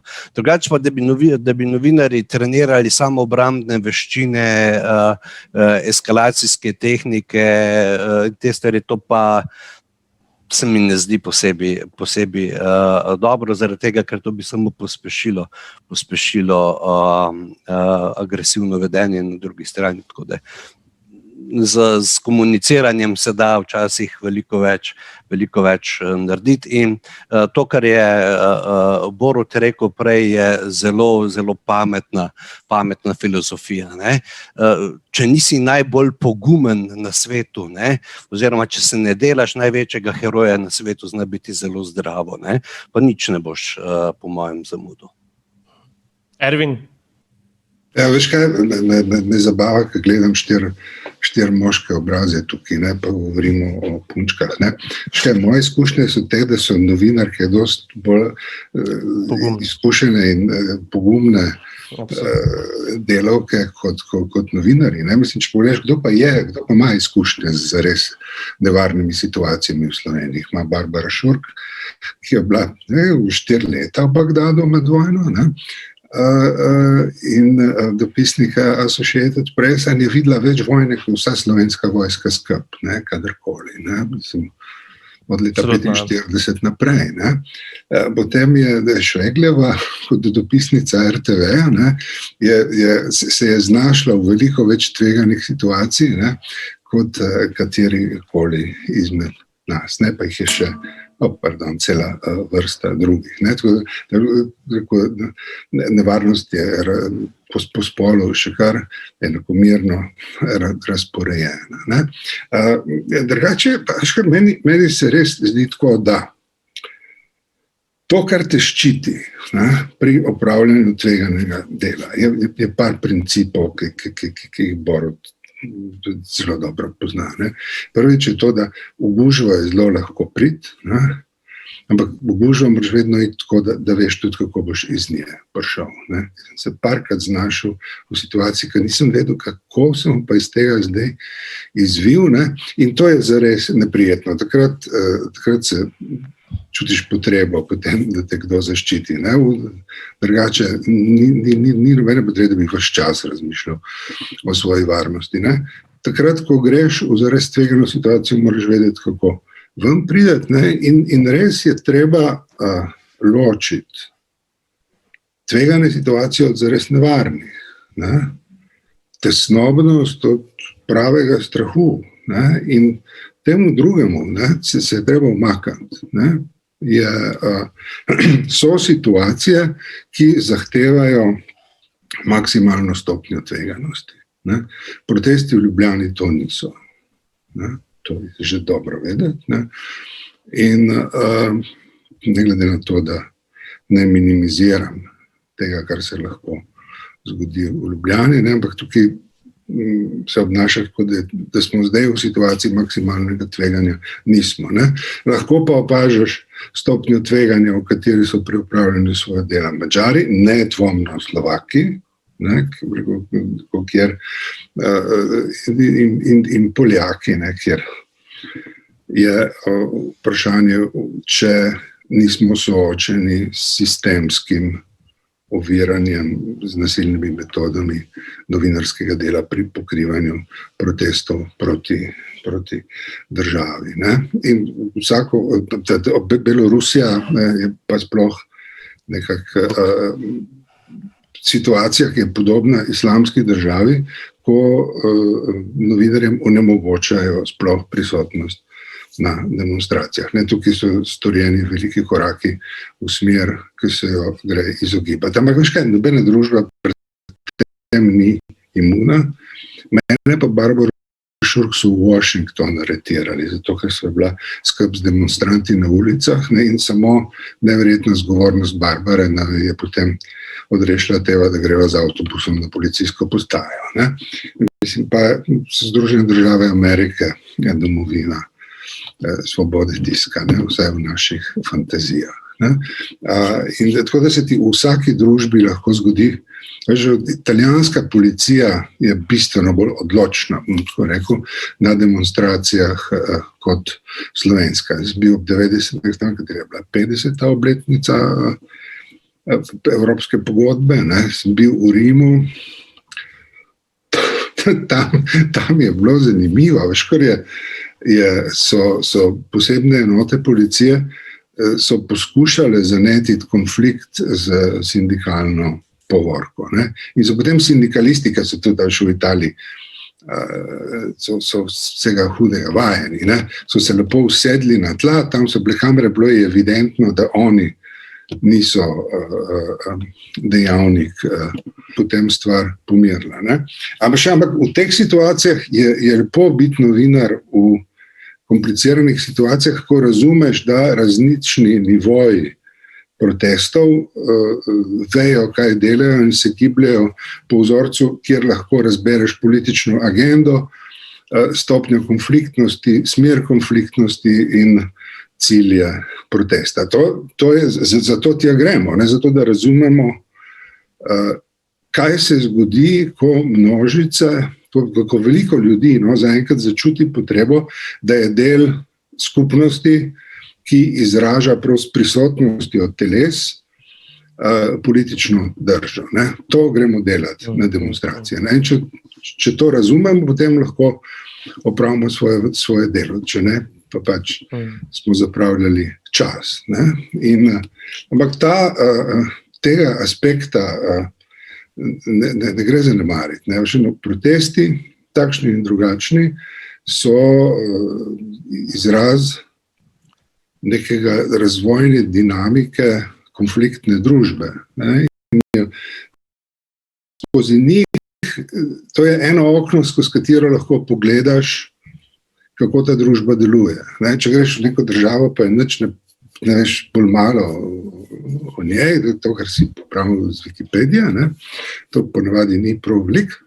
Kaj greš narediti? Greš pogledati v šolo, v bolnico, v zapor, če te spustijo, in na proteste. In relativno hitro boš razumel, v kakšni državi si. Ne?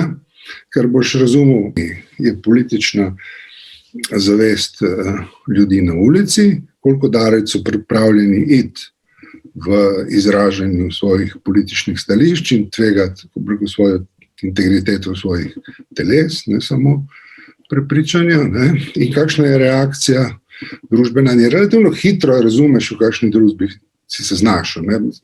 Če si bil na Majdanu v Ukrajini, ko so tam se uprli, si rabil 20 minut, da si dobil relativno dobro idejo, kaj je 100,000 ljudi po zimi, ko je mraz prignalo ne preveč zanimiv trg, da tam izrazajo svoje stališča. To, da so bili naveličani že 4. generacije kleptokratov, ki kradejo družbeno premoženje, z njim polnijo svoje žepe in imajo hkrati politični monopol. Ne?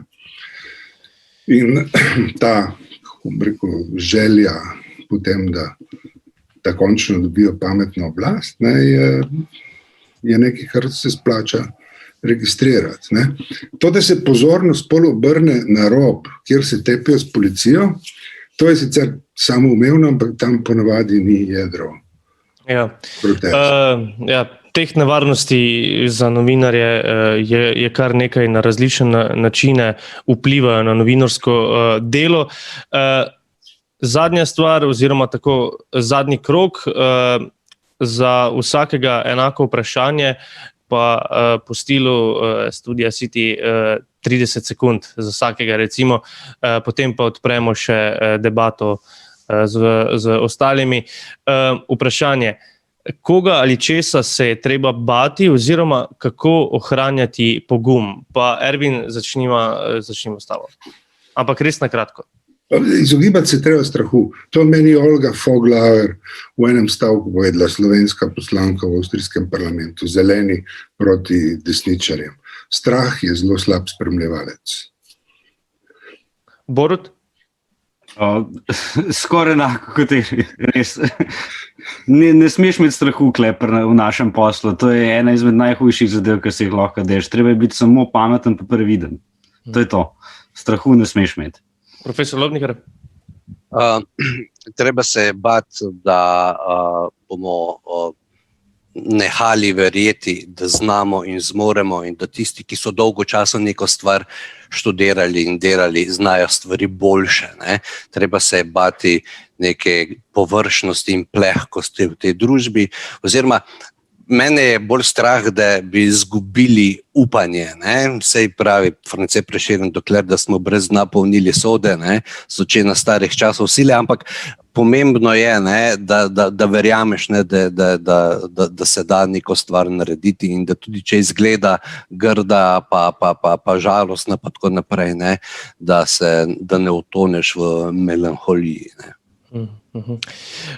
Super, zdaj pa odpiram spletno virtualno debato. Prosim, če tisti, ki bi radi zastavili kakšno vprašanje, si prižgete kamero in takrat, ko boste na vrsti, kakorkoli, prižgete tudi mikrofon, lahko mislim, da dvignete tudi virtualno roko ali pa nekako pomahate, namignete.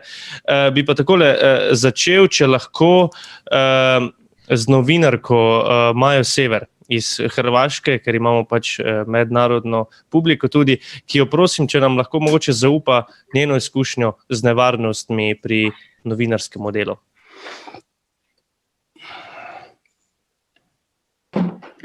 Ali ja mogu na hrvatskom govoriti? Svakako. Dobro, molim te, ako ti nije problem, Gašper, samo mi molim te ponovi pitanje, jer sam tu prčkala po ovom, pa sam i bavila se time da mašem, a ne da slušam šta me pitaš.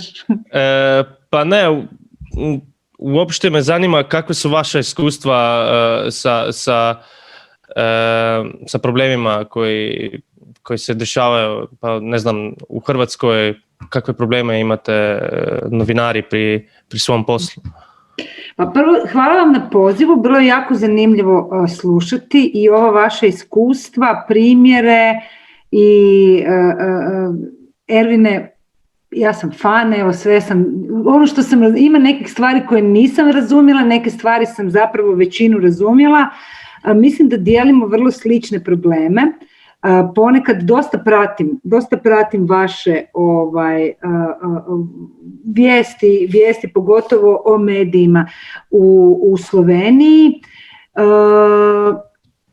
Trenutno u Hrvatskoj, uostalom kao i kod vas, mi imamo zakonodavni pritisak, uskraćivanje nekakvih prava, danas smo pisali priopćenja, protestiramo, isto tako izloženi smo tom govoru mržnje, nismo imali baš puno protesta u zadnje vrijeme, mi smo nekako jako poslušni, odnosno bio je taj protest, Festival Slobode se zvao, ali nekako smo dosta mirni, pa nije bilo nekakvih jačih sukoba, ne znam koliko se sjećate i koliko ste pratili na početku korone.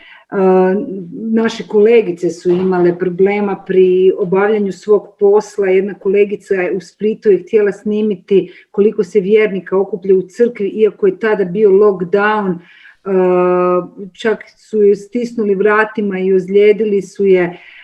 Imamo dosta puno problema sa napadima i sa vrijeđanjima zapravo novinara, iako mislim da smo definitivno glavni manekeni u Europi, nažalost, po slep tužbama. Po tužbama političara i dužnosnika. Sad smo neki dan imali novi val 10 tužbi na portal Telegram.hr.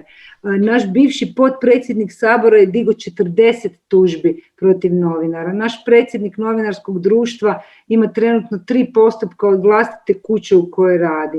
I to nam je nekako, sad smo se isto povezali i bio je Jamie iz IPI-a i s njima i sa Nikom iz medija Rapid Respond, jednostavno da probamo nekako se zajedno povezati i pomoći ljudima i sa nekakvim možda međunarodnim pritiskom, jer to nas jako guši.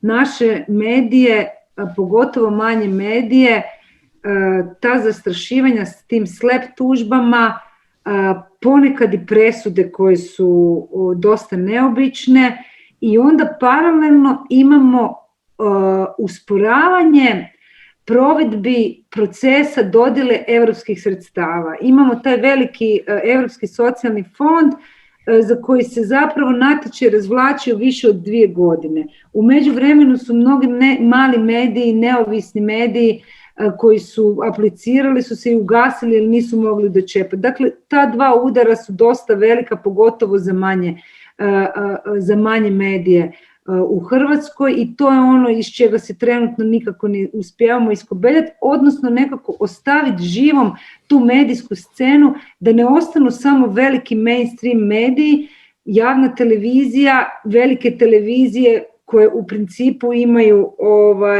negdje headquarters, negdje izvan Hrvatske, a uništava se jedna cijela scena neovisnih, neprofitnih i u principu se jako guši novinarstvo. Jer nema vremena, nema novaca, pritisci su veliki. I mi recimo imamo ono čemu bi ja voljela i s vama u nekakvom trenutku razgovarati, možda ako možemo poboljšati suradnju, razvijamo tu nekakvu ideju javnog fonda za novinarstvo koji bi funkcionirao.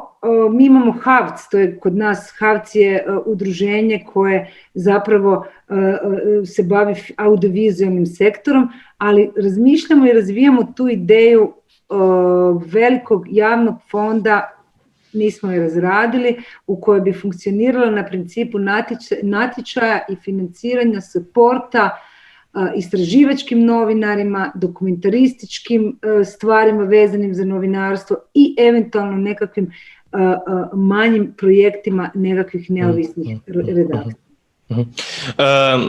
Hvala, Maja, za komentar. Mogoče bi na tem mestu Petra, naša predsednica novinarskega društva, tožbe so tudi neka nova v bistvu oblika, nova, te masovne tožbe, Maja je omenila, so neka nova oblika pritiska oziroma nevarnosti, ki načeloma pretijo novinarjem, če se zamerijo določenem subjektu. Ja, zadnjo kar zajetno nek niz tožb ima portal Necenzurirano, to je v bistvu tudi to, kar je Maja omenjala, da zlasti ti manjši mediji, ki mogoče nimajo take zaslombe delodajalcev pri večjih medijskih hišah, kjer še vedno lahko računajo na več pravnega in tudi finančnega suporta, so v bistvu postali žrtve tudi tovrstnega nadlegovanja. Seveda gre za poskuse utišanja kritike, sploh v tem primeru, ki ga omenjam, pa ni edini, se je kar nabralo že teh nekih postopkov, ki jemljajo novinarjem tudi čas, poleg tega, da v bistvu smo tudi tu pred vprašanjem nadaljnega ohranjanja poguma, o čemer smo govorili, da se ne cenzuriraš v resnici tudi vnaprej oziroma ne opustiš dela, ker se na koncu koncev tudi lahko večkrat vprašaš, da se to v resnici še splača, kaj si pripravljen in kaj moraš žrtvovati. Mislim, da so to tudi kar pomembna vprašanja pri tem. In to je zdaj kar postalo popularno, poleg vseh drugih oblik, ki ste jih omenjali skozi debato, mislim, da je bila zelo dobra in tudi to, kar je Ervin opozoril, da lahko računaš pol vsaj na novinarsko, tovariško solidarnost, se mi zdi izjemno pomembno in se mi zdijo vse te reakcije društva ključne, kadar prije do takega kakršnega koli pritiska na novinarje oziroma našega člana, čeprav se včasih vprašamo tudi po učinku tega. Tako da gotovo, so to kar ene zastrašujoče oblike, pa mogoče še to, kar je profesor Lobnikar izpostavil, kar zadeva tudi ženske, če sem že pri besedi. Ervin, začele so pa festival same ženske, danes, ko ste bili sami moški, mimo grede. Se mi zdi pa za novinarke v bistvu tudi kar velik problem tega načina poniževanj in dejansko tega nadlegovanja, ki je postalo pa tudi kar neke vrste folklora pri nas. Absolutno, danes je tudi mednarodni dan boja proti nasilju nad ženskami. Ima še kdorkoli drug kakršnokoli vprašanje? Špela, vidim, da maha z roko, kar prosim. Ja, živjo, hvala vsem, super debata je bila. Jaz se bom mogoče malo vrnila iz teh velikih tem, tako na manjše vprašanje. V bistvu za Boruta imam vprašanje, zanima me glede na to, da si član pač take velike ekipe, Reutersa, take velike medijskega outleta, mednarodnega. Me zanima, če si zavarovan. A si zavarovan nezgodno, si zavarovan življenjsko? Nezgodno in življenjsko oboje imam. Ok, torej zdaj verjetno te poškodbe lahko pričakuješ tudi neko kompenzacijo. Dokler se zdravljenje zaključi, torej vsaj do 22. decembra ne bom vedel, zaradi tega, ker ko sem se pogovarjal s svojo agentko, je rekla, da načeloma to ne spada pod nezgodo, napad na delovnem mestu, tako da bomo videli, kaj se bo zgodilo pol, ko se vse zaključi in ko gre to vse v postopek. Torej, Mogoče tu na tem mestu. Ja, nisi ustrezno zavarovan, ne, očitno. Očitno ne. Drugače sem imela pa še, ko smo se veliko pogovarjali danes tudi o policiji, ne, sem hotela samo še nekaj reči v zvezi s policijo. Mi smo tudi spremljali te napade zdaj 1 leto v okviru enega tudi projekta. In ko sem govorila z novinarji, ki so prijavili, predvsem to verbalno nasilje na policiji, naprimer, eno od teh je bilo, mislim, da je bil, a sem zmrznila? Sliši se pa. Se pravičujem, jaz pri sebi sem zmrznila. Ja, verbalno nasilje, naprimer, mislim, da je bilo na Facebooku, ali kje je bil ta komentar, ko so Matiji zagrozila, z imenom in priimkom mu je zagrozil pač eden komentator, da si zasluži čustvo glavo, kar je v bistvu grožnja smrtjo.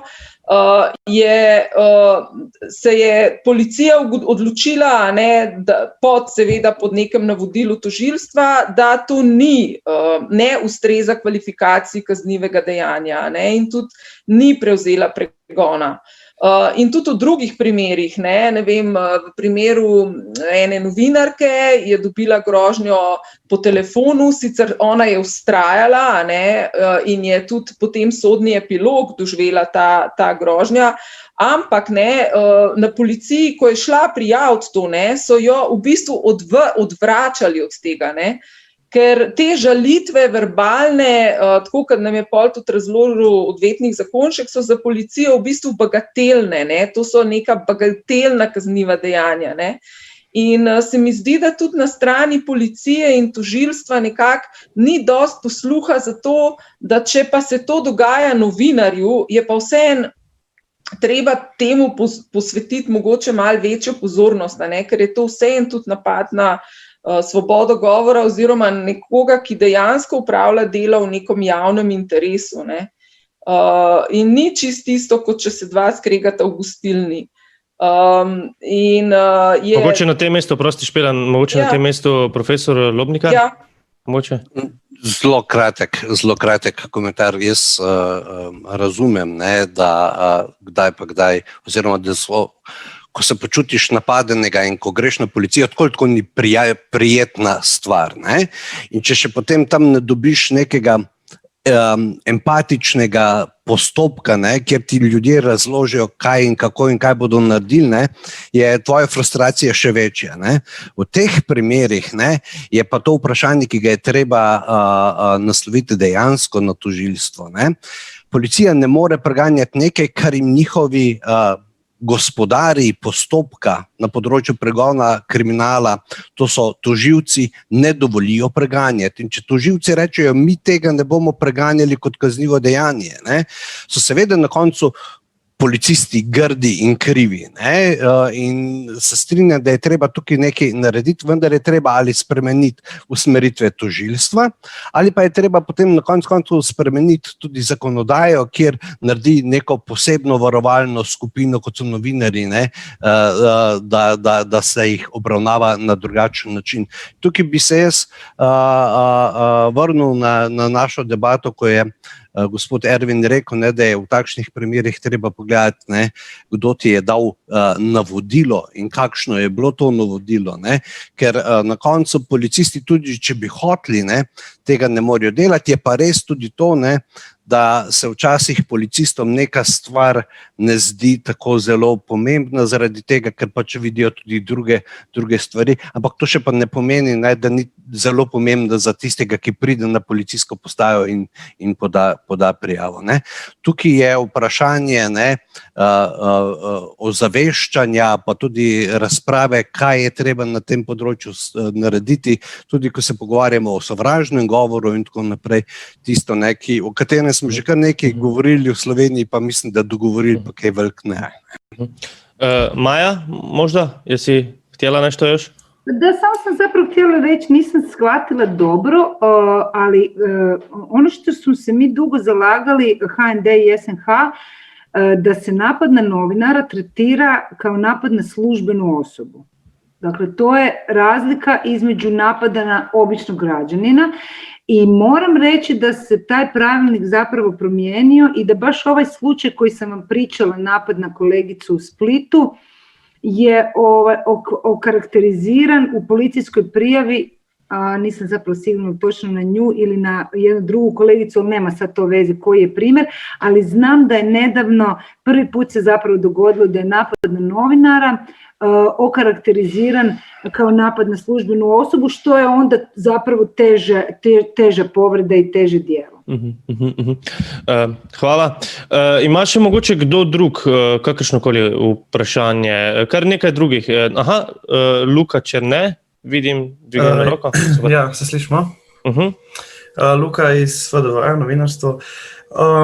Mene v bistvu zanima, glede na to, da smo bili zdaj lahko priča tem izgredom, videli smo lahko tudi, da teh, mislim, da 26 mirnih protestov na kolesih ni obrodilo pretirano velikih rezultatov.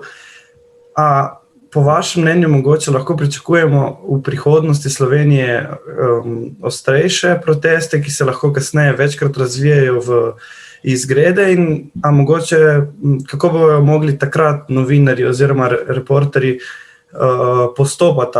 Bi mogoče prišla tle v upoštev tudi kakšno varovanje strani policije? Ne vem, mogoče kakšno razmislek. Ervin, mogoče? Jaz se ukvarjam s tem, kar je, kaj bo, ne vem. Ne? Jaz bi rekel tako, da ta petkovi protesti po molitvah v džami, kar je običaj v vsem arabskem svetu, tudi pri nas, ne?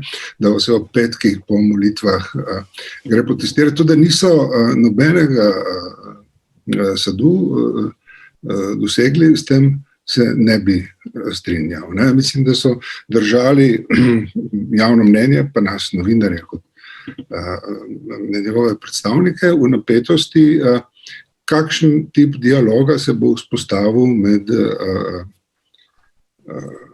državljani in oblastjo. Ta dinamika, daleč od tega, da to ni pripeljalo k rezultatu, zdaj pač se upadla zima, pandemija, vse te čudeži, ampak to je dajalo prestolnici en pečat politično aktivnega mesta. Ne? V kaj se to lahko razvije? Pri tem novinarji ne sodelujemo, nismo organizatorji protestov, smo priče tega. Ne? Lahko gre v katerokoli smer. Kar je za to debato po moje pomembno reči, da ne glede na to, v katero smer grejo protesti, jih bomo novinarji pokrivali. Zakaj? To, ker pač je to naše delo.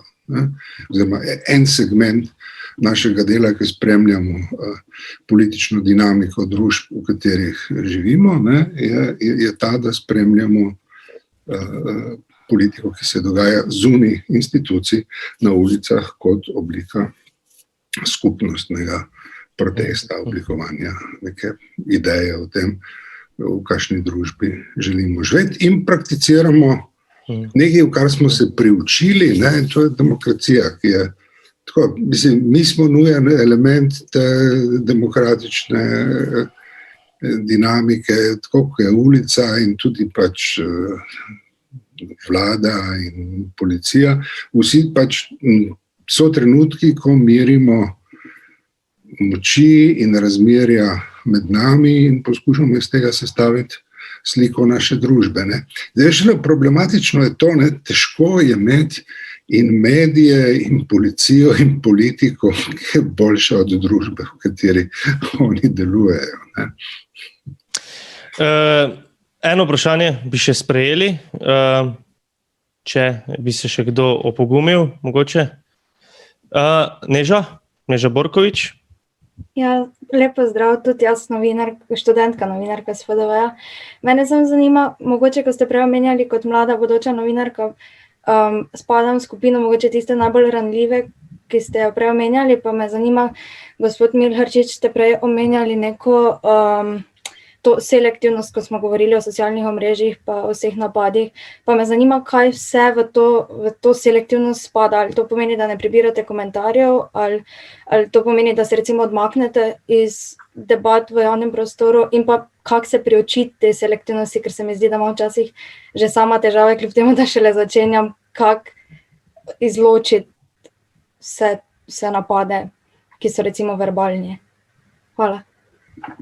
Zdaj, mika me, da bi jaz vam vrnil vprašanje. Ne? Vi ste zrasli gor s temi inštrumenti, bi jaz od vas rad slišal, kako se vi branite, kako se kaj naučite. Ne? Ok, kakšna je moja strategija? Ne? Prva je ta, da aktivno sodelujem samo na Instagramu. Ne? Zato, ker nisem fotograf. Včasih sem bil fotograf, pa sem pa gotovo, da bom umrl, če bom počel oboje. Pri krajih, kjer me zanimajo, se odločil, bom samo pisal. Izogibam se Twitterju, zato, ker pišem za denar. Jaz ne pišem iz navdušenja, iz agitatorskih pobud ali česarkoli.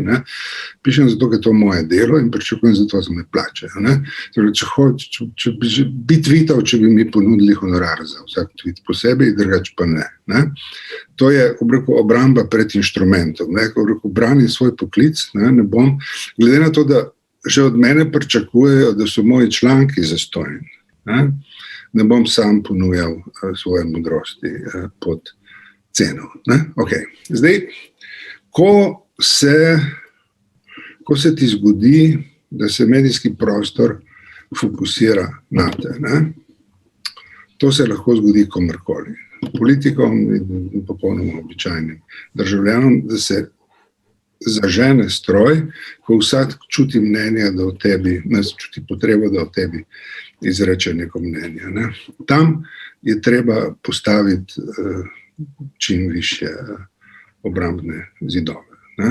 Ne gre razumeti tega kot poskus dialoga s tabo, ampak kot neko drugo igro. In vse neprepoznane vire zavrniti kot nerelevantne. To se mi zdi ključen moment. Anonimneži so strahopetci. Za ekranom anonimnosti je, tam ni pogumnežev, tam so zajci. In zelo nasilni zajci so lahko, ampak še vedno to. Zato je vse, kar je neprepoznavno, zavrniti kot nerelevantno. Neki treninga to zahteva, ampak se da narediti. Ker meni se zdi pri tem, kar vas skrbi, se mi neprepoznavnost zdi težava. Namreč, če veš, kdo se te je lotil, se lahko braniš, lahko prebereš, lahko razumeš, kakšni so njegovi razlogi, kakšna je njegova strategija, ima kakšno etiko v sebi ali čisto nič. Če se pa s temo pričkaš, tam ne moreš dobiti. Zato bi jaz rekel, vse neprepoznane izvore, kakršnekoli pripomb, je treba zavrniti kot nerelevantne. To je kaj močnejšega, ne vem. Drugo je pa to, da znotraj univerzuma, interneta in vseh kanalov velja izostriti oko in slediti tistim, ki se ti izkažejo kot verodostojni. Nekaterim se da zaupati, tistim velja slediti. Jaz na prvo mesto, sem konservativc, na prvo mesto postavljam industrijsko produkcijo informacij. Se mi zdi to, kar časopisi delajo, še vedno bolj relevantno od tega, kar delajo vse drugi. To, kar prepoznavne radijske postaje ponudijo, to vzamem, da mogoče ni treba preverjati. In pač televizijske hiše imajo drug pristop do sveta, ampak tudi pri njih te, ki so prepoznavne in ki človek lahko sledi, pač če ga ne pretentajo prepogosto, rečeš, ok, ni treba preverjati. Ampak to isto velja za nas.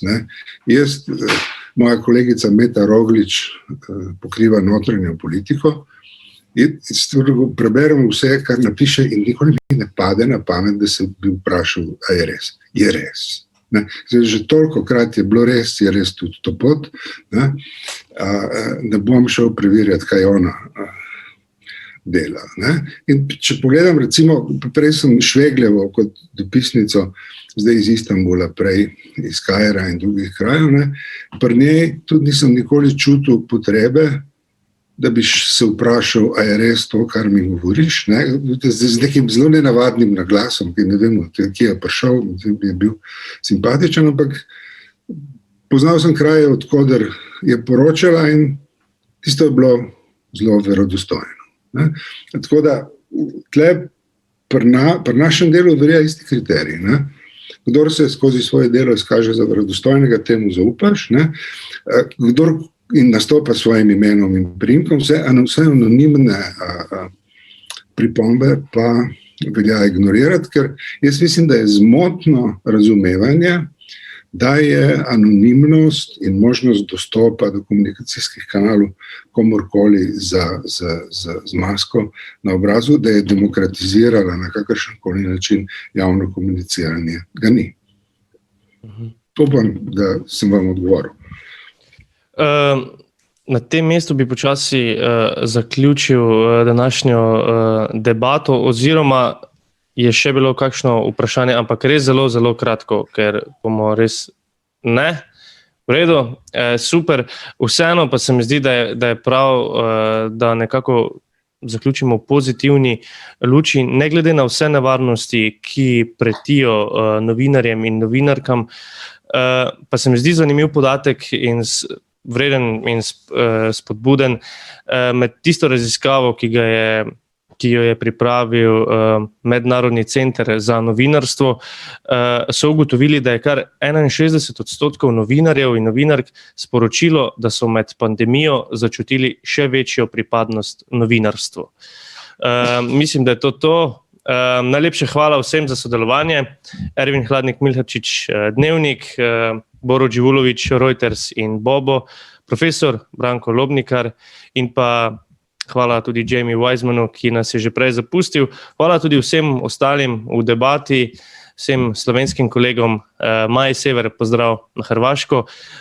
To je to, kar se tiče 2. in 3. dne v bistvu novinarskega festivala Naprej Forward. Jutri še sklepno dejanje iz Washingtona prek Ljubljane do Beograda. Pogovarjala se bosta Boštjan Anžin in pa Andrej Stopar. Pa se vidimo. Lahko.